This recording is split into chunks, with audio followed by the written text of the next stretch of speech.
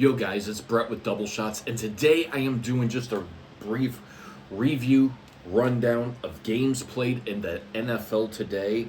Now, if you like our channel, please subscribe to it. Smash that like button. Let me know what you think about this. So let's go ahead and go into some overview of some final games. Congratulations to the Chicago Bears, 4-2 under Eberflus this year.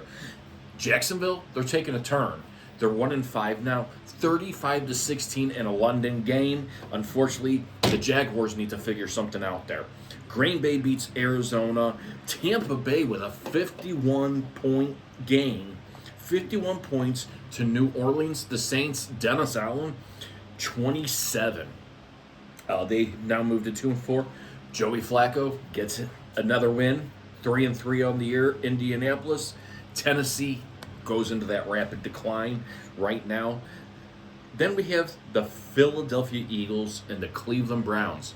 Stefanski, is this the time where you start looking as he's had time with Deshaun Watson, he's had time with other players? Maybe Baker Mayfield was the right guy for the job in Cleveland, and unfortunately, right now, they're just taking it down. Look at Houston. They steamrolled the Patriots. I think everybody expected that. Houston improves to 5-1 on the season. That being said, the Commanders actually played a very decent game against the Baltimore Ravens, but now it looks like we're seeing the high-power offensive line that the Baltimore Ravens had. They squeak one out, 30-23 over the Commanders. Then let's go ahead and talk about two games that are both in the fourth quarter right now. Well, unfortunately, Denver is back down to their own. They finally got they have 6 points on the board. The Chargers, even without Harbaugh for the first quarter of that game, they are leading right now in the fourth, 23-6.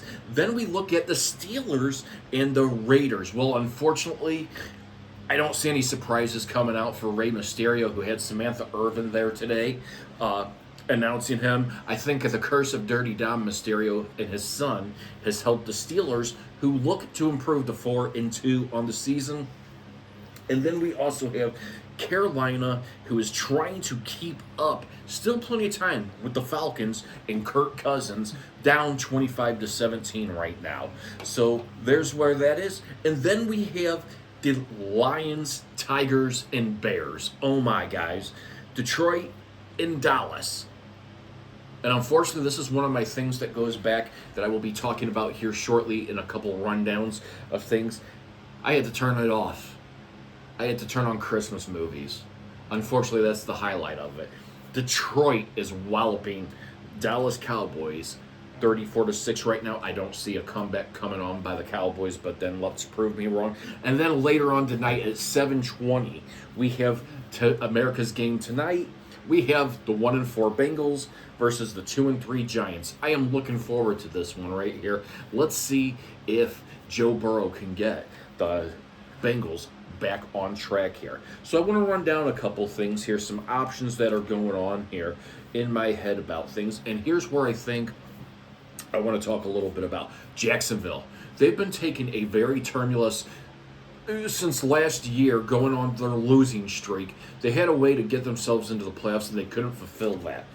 Going on to this season, they're not having, there's some connection that's lost. I think they've lost the locker room confidence in Doug Peterson. This is probably the time. I would not be surprised to see Peterson get fired sometime during the season if this continues, guys. I really do. I think this is really, it's getting ugly down there. They need to make some sort of change, adjustment. Whether, and you can, unfortunately, you can blame where the team is. You know where the problems are, but unfortunately, the head coach is the one that actually has to deal with everything. Stefanski in Cleveland. How much longer are we going to see this?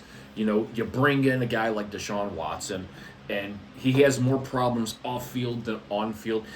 I was actually excited to look at this past year, simply because I thought it was going to be a change, and really, it hasn't improved any better with Deshaun Watson at helm. He looks clueless out there, guys. He looks like a guy who's just clueless, but hey, he's happy because he's getting guaranteed money.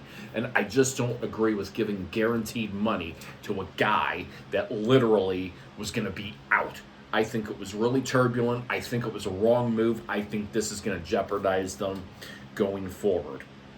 That being said, let's go on to the Carolina Panthers have actually made it a 20 to they're now at 20, so they are within proximity to win. Let's talk about Detroit and Dallas. Guys, there's a serious problem going on in Dallas. And if you think they're a Super Bowl contender, they're not a Super Bowl contender. They have yet to show they have the ability to beat good teams in the NFL this season. They've beaten all bad teams out here.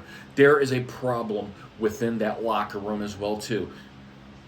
Where it needs to change, is Dak Prescott really as good of a quarterback as what we are seeing? I mean, he goes out there, he shreds these teams that can't play up, but then when it comes to good teams, he just falls flat. Same with their defense. Their defense is atrocious against the high-profile teams. So that's a big one there too. Next thing, Vegas, the Raiders. What's going on with them, guys? They're having a QB fiasco over there. They're having an offensive problem. And then you have the distraction of getting Devontae Adams, who wants to be traded as well, too. Was it really right to probably bring Pierce as the head coach of this team? I'm kind of, getting to my inner Al Davis and Mark Davis here. And I think you should have stuck with Rich Bisaccia, who had him prominently to where they need to be instead of Antonio Pierce.